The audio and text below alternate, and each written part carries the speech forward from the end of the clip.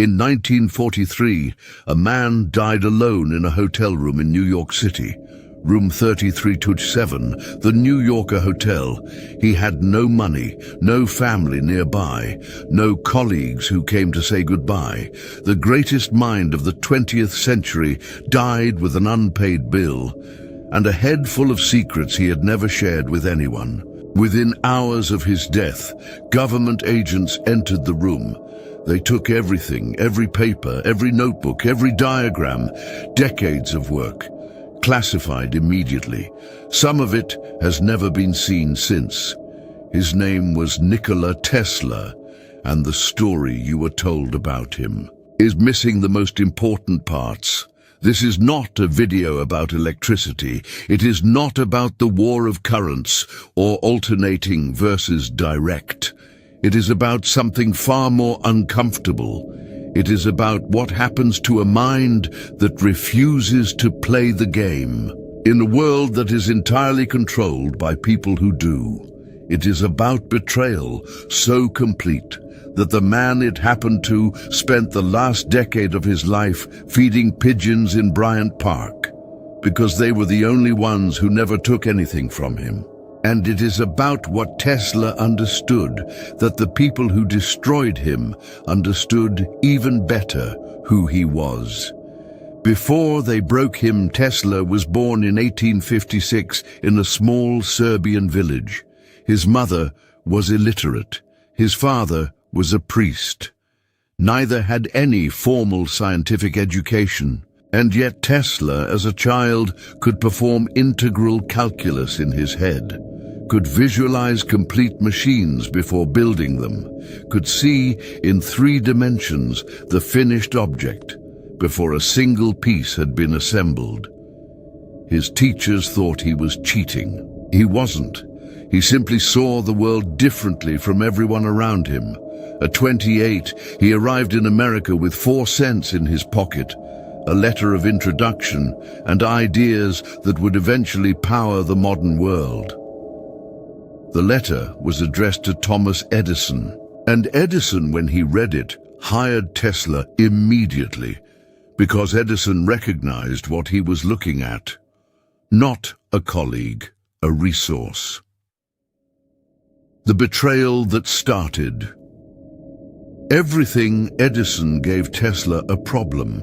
Improve the efficiency of Edison's direct current generators. Tesla worked for months, around the clock. He solved the problem. He solved it completely. And when he went to Edison to collect the promised reward, Edison laughed. Tesla, he said, you don't understand American humor.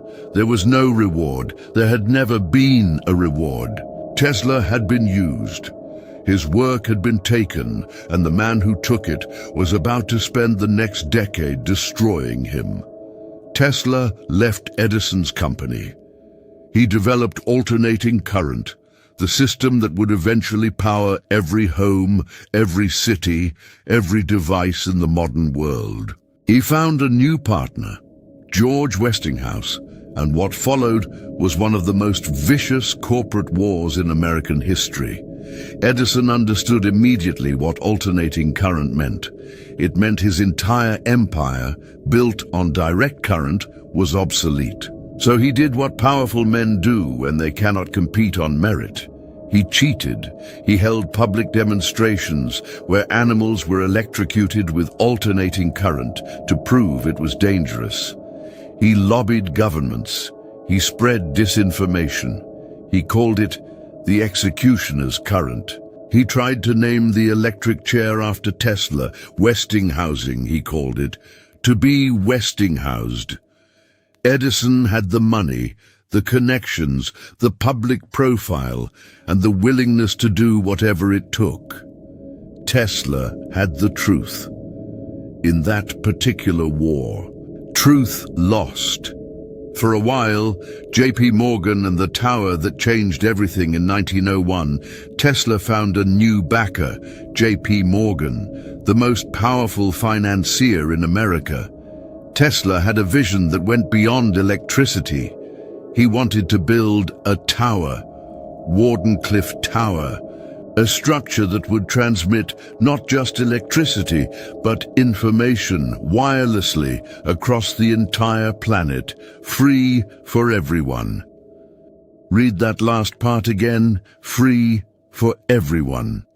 Tesla wanted to give the world free wireless energy, free communication, a global network of information and power, available to every human being on Earth, at no cost. He described it to Morgan with the excitement of someone who genuinely believed that this was simply the next step, the obvious next step. Morgan listened and then asked one question: where can I put the meter? Tesla didn't understand the question at first. Morgan meant, if the energy is free, if anyone anywhere can access it, how do I charge for it? How do I make money? Tesla had no answer, because the question had never occurred to him. He was not thinking about meters. He was thinking about humanity. Morgan pulled his funding. Construction on Wardenclyffe Tower stopped. The tower was eventually demolished, and Tesla never recovered financially. What they took from him. The years after Wardenclyffe were a slow erasure. Tesla continued to work. He always continued to work. But the money was gone. The backers were gone. The public profile that Edison had spent years dismantling was gone. He lived in hotels, moving between them as his ability to pay ran out, arguing with managers, feeding the pigeons on the roof, talking to them, because they listened, because they did not want anything from him, because in a life defined by people who took, the pigeons were the only ones who simply received. In 1931, Time magazine put Tesla on the cover for his 75th birthday. It was one of the last moments of public recognition he received. In the same year, Edison died. The nation mourned. Presidential statements, front-page coverage, a national moment of grief. Tesla, the man whose work had actually powered the modern world, watched from his hotel room, alone. The government's secret when Tesla died in January 1943. The Office of Alien Property seized his belongings within hours. His papers were reviewed by the FBI, by military intelligence, by scientists whose names were never made public. A declassified government document from 1943 describes the seized materials as containing significant technical information of potential national security interest. Most of what was taken has never been fully released. Some files remain classified to this day. What was in those notebooks? What had Tesla been working on in his final years that required immediate government seizure? The official answer is vague, deliberately vague, and the gap between what Tesla claimed to be working on and what was in those rooms when he died is a question that has never been fully answered. What Tesla understood that destroyed him? Here is the part that no one discusses. Tesla was not naive. He was not unaware of how the world worked. He watched Edison destroy him and understood exactly what was happening. He watched Morgan walk away and understood exactly why.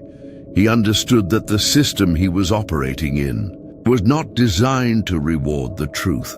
It was designed to reward control, and he made a choice, a deliberate, considered, fully conscious choice, to keep working anyway, not because he thought it would save him, but because the work was the point. The ideas were the point. The possibility of what could be built was worth more to him than the safety of playing the game he knew how to win. He chose the work over the survival, the vision over the comfort, the future over the present, and the present destroyed him for it. This is not a story about victimhood. Tesla did not see himself as a victim. In his later writings, he expressed no bitterness toward Edison, no anger toward Morgan, no resentment toward the system that had taken everything he built. He expressed something stranger, a kind of certainty that the ideas were right, that the work would survive, that what he had understood about the nature of energy and information would eventually be proven correct. He was right. Every device you are holding right now, every wireless signal moving through the air around you, every network connecting every person on Earth is built in some fundamental way on what Nikola Tesla understood in a hotel room in New York while he fed pigeons on the roof. They took his money. They took his patents. They took his reputation. They took his papers. They tried to take his name. They could not take what he knew, and what he knew outlived all of them. The meter Morgan wanted to install was never built. The free energy Tesla imagined never arrived, but the world he envisioned, connected, wireless information flowing freely between every human being on Earth, exists, imperfectly, commercially, with meters everywhere, but it exists. Because one man, dying alone in a hotel room, refused to stop thinking. VeilMind, decode the hidden rules of the mind. They never taught you this in school.